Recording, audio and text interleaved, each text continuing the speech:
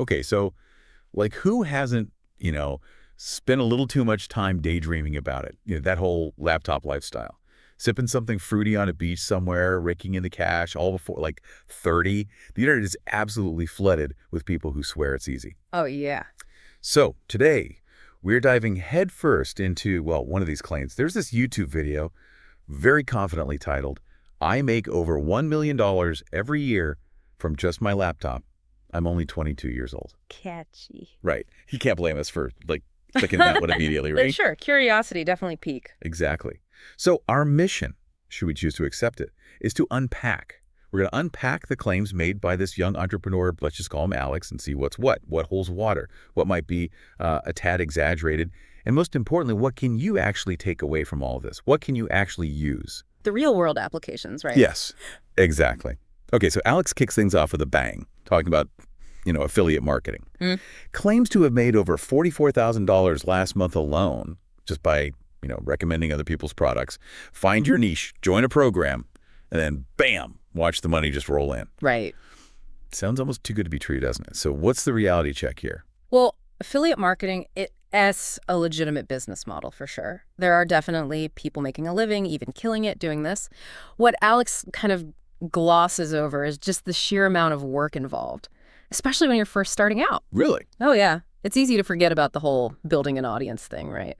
Alex makes it sound like you just slap an affiliate link up and boom, instant riches. But those recommendations, they need eyeballs.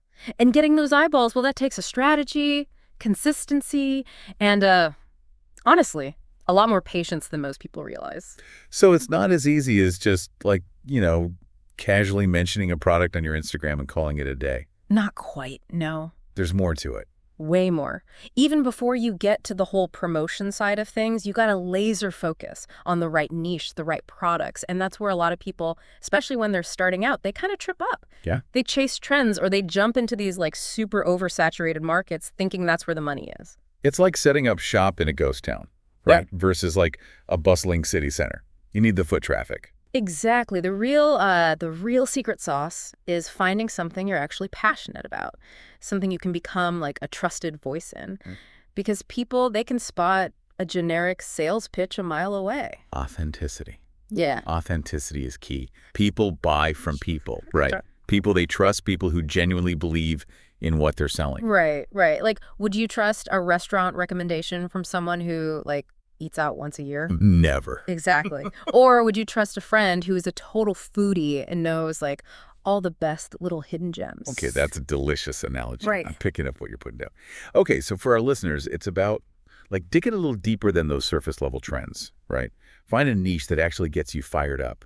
Passion, it seems, is a pretty solid business strategy. 100%. Don't underestimate genuine enthusiasm. It's contagious, it builds trust, and that's what it's all about. All right, so we've established that affiliate marketing, less of a get-rich-quick scheme and more of a build-it-brick-by-brick kind of deal. Yeah. What about Alex's next income stream? Digital products. Okay. They're claiming to earn anywhere from $2,000 to $40,000 a month. From online courses, planners, downloadable journals, you name it. Basically, if it can be downloaded, Alex is selling it. Oh. So is this digital gold rush for real? Okay, so moving right along. It looks like we've arrived at the ever-popular YouTube channel. Right. Alex claims to be pulling in, wait for it, $10,000 to $15,000 a month. Wow. From YouTube. And get this, they even mention these faceless channels, where you don't even have to show your face on camera. Yeah, right. So is this the golden ticket to online riches or just another digital pipe dream? Well, YouTube can definitely be lucrative. There's no doubt about that. But I think it's important to treat it like any other business, really. Solid strategy, realistic expectations, and a lot of hustle. And I think this whole faceless thing, it's intriguing for sure, but it actually highlights something really important about finding success on YouTube. That's that. You got to give people, your viewers, something worthwhile. You got to provide that value. So it's less about becoming the next viral sensation and more about making content that actually serves a purpose, that people actually want to watch, even if they don't see you specifically. Exactly. It's about finding that sweet spot, a niche you're actually passionate about, a format that works, that people like, and then that consistent, high-quality content. No wonder Alex makes it sound easy. Well, don't forget about the algorithm. And YouTube trends change so fast, and the amount of content being uploaded every single minute is insane. It takes more than just a good idea, that's for sure. Okay, so consistency, quality, and maybe a little sprinkle of luck. Got it. So for those of us who maybe aren't quite ready to launch a full-fledged YouTube empire just yet, Alex does touch on another interesting avenue: investing. Right. Specifically, they mention, dabbling in the stock market and real estate, as a way to build some passive income. But we all know it's not actually that simple. Right. No, you're right to be, a little skeptical of anything promising easy money when it comes to investing. Truth is, there's risk involved. Always. And while there's always the potential for reward, there's also the potential to lose money. Of course. So how do we, as savvy learners, navigate this whole investing world without, getting lost in a sea of jargon or, worse, falling for one of those get-rich-quick traps? Honestly, knowledge is key. Understanding the fundamentals, especially risk versus reward, is crucial. Okay, so spreading your bets across a wider range of companies and industries. Yeah. Makes sense. Instead of buying stock in, tons of different companies individually, you can buy into an ETF, and that tracks a specific market index, like the S&P 500, for example. So that instantly diversifies your portfolio, and it reduces your exposure to, the ups and downs of any one particular stock. So it's like ordering a sampler platter at a restaurant instead of just one dish. You get a little taste of everything. Yeah, exactly. And just like any good meal, investing is best enjoyed over time. Long-term perspective, don't expect to get rich quick. It's all about, gradually building wealth. Consistently. Discipline. Slow and steady wins the race. Exactly. Think of it like compound interest. It's like magic, but with your money. The sooner you get started, even if it's a small amount, the more time you have for that money to grow. It's like that saying, the best time to plant a tree was 20 years ago, but the second best time is today. Exactly. So you don't have to be rolling in it to start investing. Yeah. It's about being smart, starting early, and letting compound interest do its thing. Yep. Speaking of smart choices, Alex mentions a surprisingly relatable income stream, something that I think a lot of us probably overlook. Credit card reward points. I agree with Alex on this one. Maximizing those rewards can really add up, especially if you're strategic about it. So what separates, the credit card rewards masters from those of us who just kind of, toss our receipts in a drawer and hope for the best? Well, rule number one, and this is important, only spend what you can afford to pay back. In full. Every month.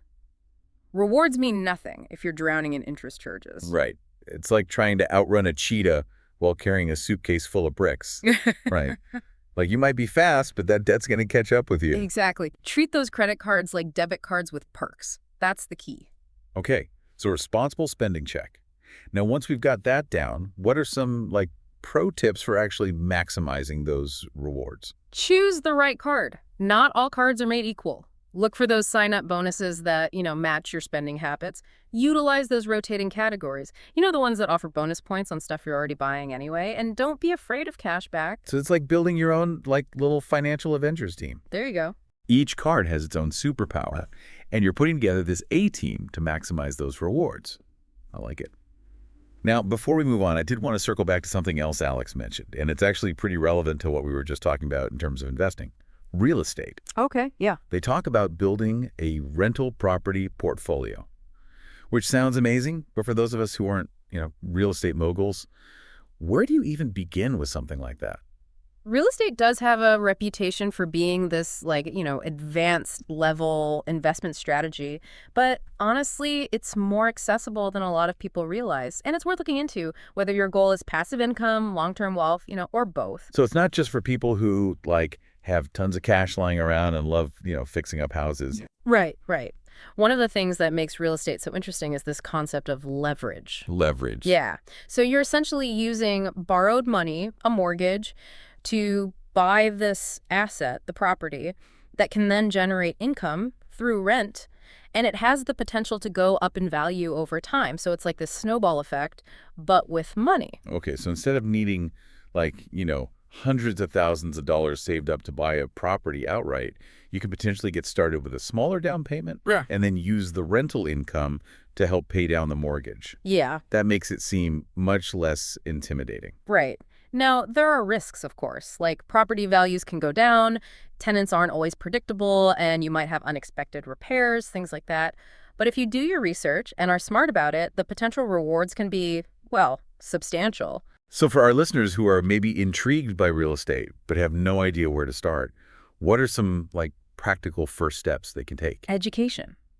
Learn the basics. There are tons of resources out there. Books, podcasts, online courses that can teach you the ins and outs of real estate investing. Laying that foundation. Exactly. Yeah. And don't be afraid to network. Talk to other real estate investors. Go to those meetups. Yeah, there's something to be said about surrounding yourself with people who are doing the thing you want to do. Right. Learn from their experiences. Avoid those rookie mistakes. Yes. And remember, you don't have to go all in right away. Start small, maybe a condo or a duplex to get your feet wet, get some experience. Dip your toes in the water before you do a cannonball. Exactly. Learn as you go.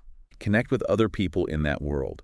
Maybe consider a smaller investment to get started. And remember, building a successful real estate portfolio takes time.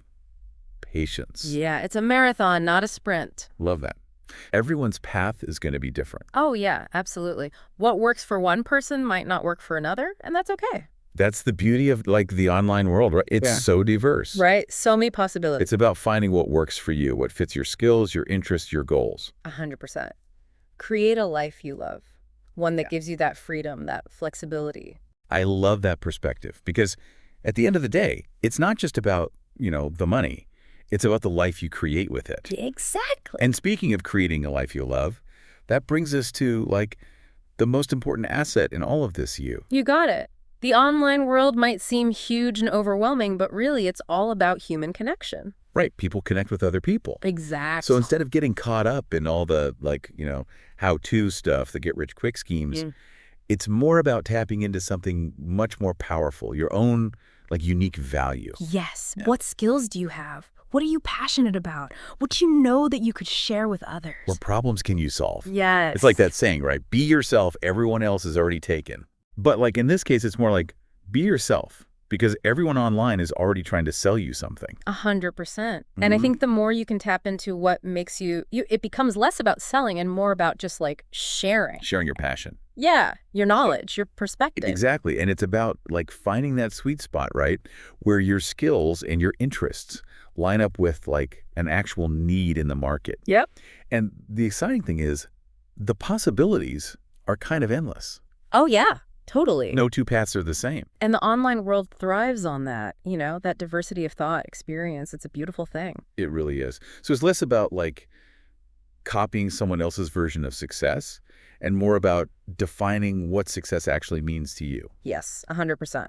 And then using your own strengths, your passions to create that. Absolutely. Because at the end of the day, it's not just about, the money. It's about designing a life that you're actually stoked about. Exactly. Yeah. I love that. So as we wrap up here, I think the big takeaway is this. Yeah, making money online is super appealing. Right. But the real opportunity here is bigger than that.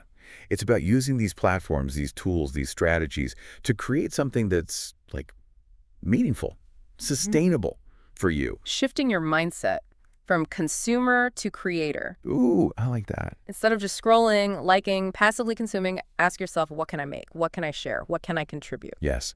And don't be afraid to experiment. Try things. See what sticks. Because just like Alex, your path might have some twists and turns, but that's part of the fun. It is. Embrace the learning process. Stay curious. And remember, you are your greatest asset. What you bring to the table, your experiences, your skills, no one else can replicate that. So good. All right. To our amazing listeners as you're out there, navigating the world of online income, remember what we talked about today. Focus on those real connections. Provide something valuable to the world. And stay true to who you are. That's it. Amazing. Thanks for joining us on this deep dive into the wild world of online income. We hope you found it helpful, insightful, inspiring, maybe even a little bit motivating. And until next time, keep exploring, keep learning, keep that curiosity alive, and we will catch you on the next deep dive.